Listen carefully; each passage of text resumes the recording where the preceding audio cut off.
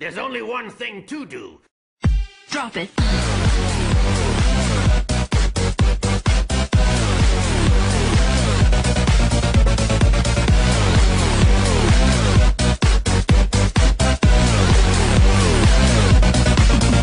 Yeah.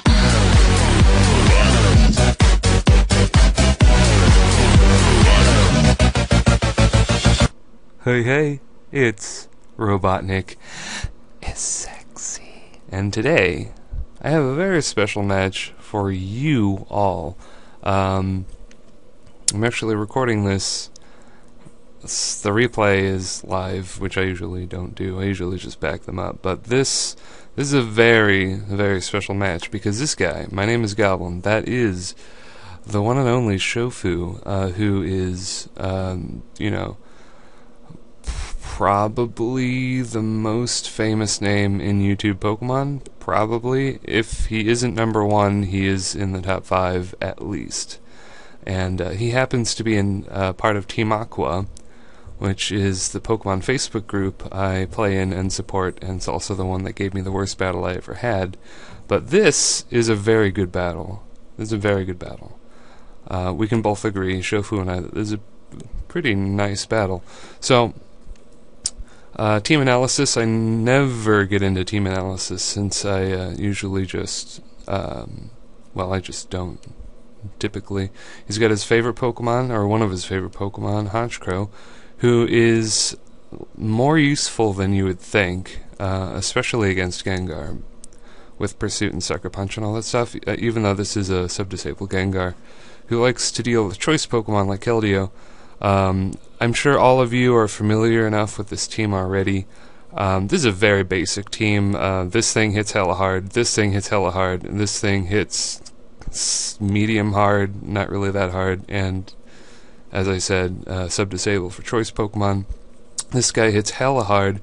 These two guys are the defense, and this guy is Stealth Rocks, this guy is Toxic, this guy is Roar. Really basic stuff. This team is very basic, but it's been working for me most of the time, and I just felt like using it against Shofu, and I'm glad I did, because it worked out pretty well, I have to say. So, let's get on with the match. I'm going to lead with Molder the Gengar. It took me a couple minutes to think of who to lead with, but I'm really glad I did lead with Gengar, as I can get a free hit on Hippowdon with Shadow Ball, which does some nice damage. It does 47%, which is good. And then he's going to switch into Honchkrow, and that does almost the same percentile damage, even though he resists it, because Honchkrow is very frail. And I'm just going to sub up predicting the Sucker Punch, but Shofu is too smart for that. He's going to go for a Pursuit straight away. And this is where I make my first misplay. I'm going to disable his Pursuit as he just flat out Brave Birds me. So that's bye-bye Gengar. The disable after the substitute is so predictable that he just outplayed me straight away. And this is just turn 4, so yeah, that is very sloppy on my part and very bad, because had I just used substitute 3 times, the Life Orb and Sandstorm would have probably taken him out.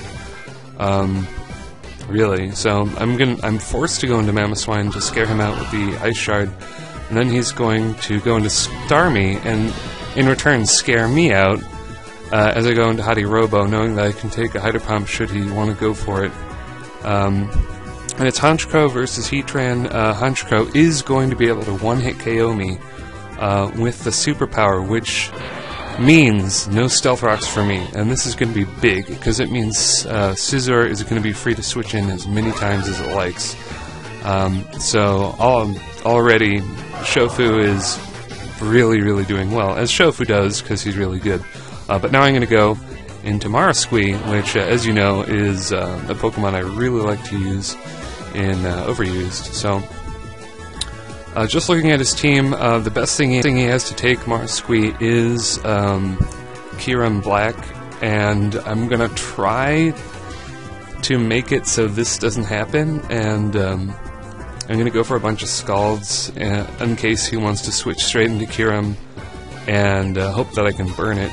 As you saw there, he crit with the Psyshock, and it didn't even do half. That is the bulk of Marasquee. I live it. So, I'm going to Toxic QMB. I was actually suspecting him to go into My Little Pony Pokemon Keldeo, but this works fine, and he is going to psych me out yet again. I was expecting him to lock himself into Outrage and my Sash Zam to, you know, be better off for it, but instead he goes for Ice Beam. It's really same difference because of the Toxic, but had I missed Toxic or something, that would have really helped him, because then he would have been able to switch out after killing me, and he would have had a QMB for later. But now that Alakazam sacrifices his life to kill QMB, which is a really good trade, by the way. I'm lucky enough to hit the Focus Blast. Now that that has happened, Gastrodon vaguely threatens his entire team. I mean, he only has the Hippowdon, the Scizor, the Starmie, and the Keldeo. Now, Starmie, it's kind of a stalemate with Starmie. I could use Toxic right now, but I'm too paranoid of him switching into Scizor.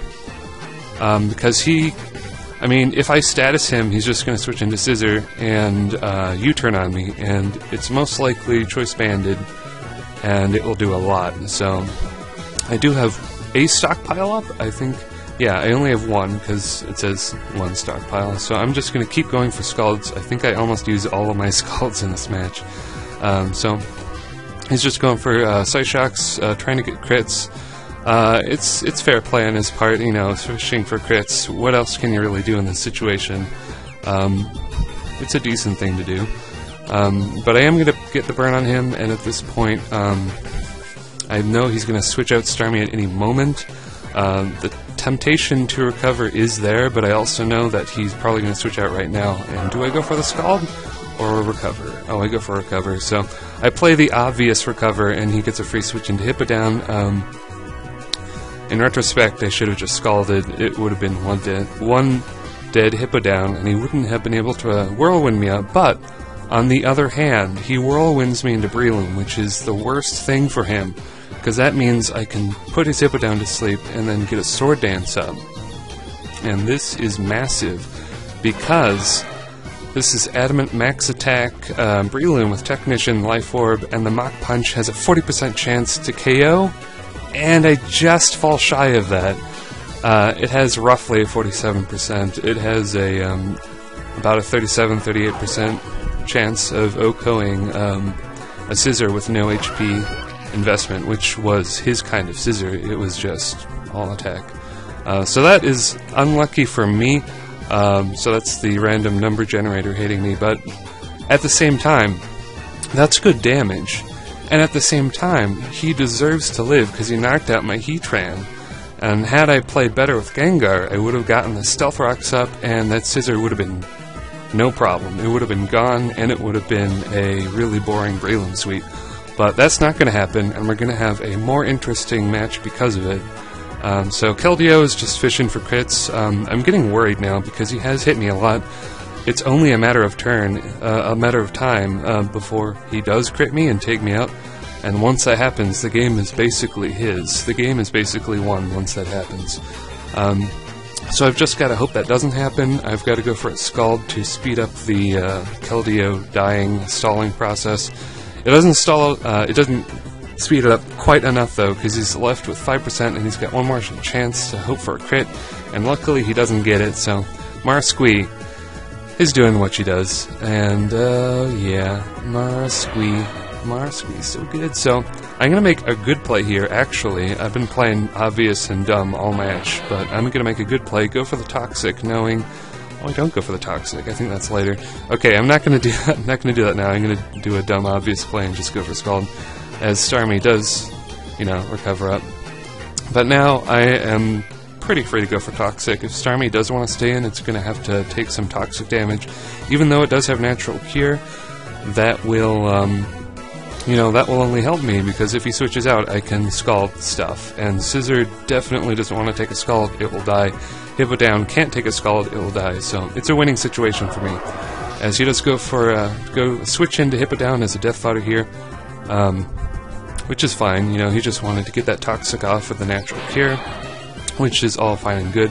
He's got one more chance to crit me, and he doesn't crit me, so he must be feeling pretty frustrated at that point. Maybe, I don't know. I might be. But yeah, Marsquee's just sticking in there. She's a fortress of defense, and I have Starmie Toxic. That was the move I was talking about earlier, where I predict his U-turn and put a Toxic on the Starmie on the switch-in, which is really nice.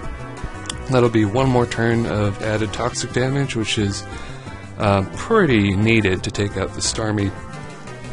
As you see here, he's going to live on 2% even with the added turn of Toxic. So he's just going to try to take me out, try to get more crits, but yeah, nothing doing.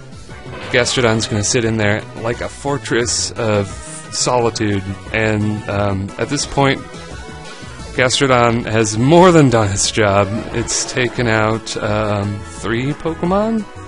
Yeah, it's taken out 3 Pokemon, and I do have a Mamoswine who outspeeds Scizor and goes for the Ice Shard for the win. So that is one pretty intense as balls match that I had with Shofu. And in case you doubt that this match was legitimate, which I've already had one person doubt me when I was telling him about it, here is some proof. I did a screen capture of the Facebook conversation, which is completely unneeded and maybe even a little creepy. But yeah, that is going to be my match with Shofu. If you enjoyed it, please leave a like, rating, and a comment, and I will see you later, YouTube.